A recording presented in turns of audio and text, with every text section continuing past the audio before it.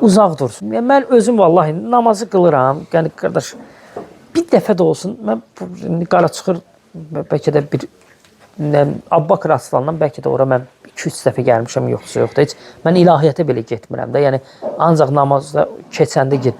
Ancaq Abbaqırda olanda. Vallahi orada çayxana var ha. Yəni neçə ildir də Abbaqır Aslı. Demək olar ki, hər gün də oradayım.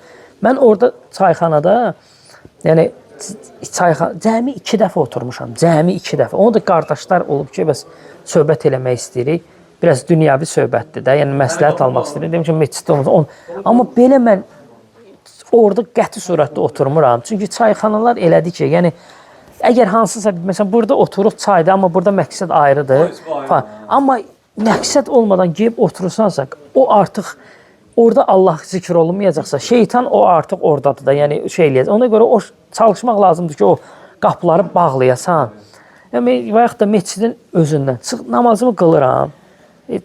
Çıxıb gedirəm. Yəni çalışıram ki, şey eləməyim də. Yəni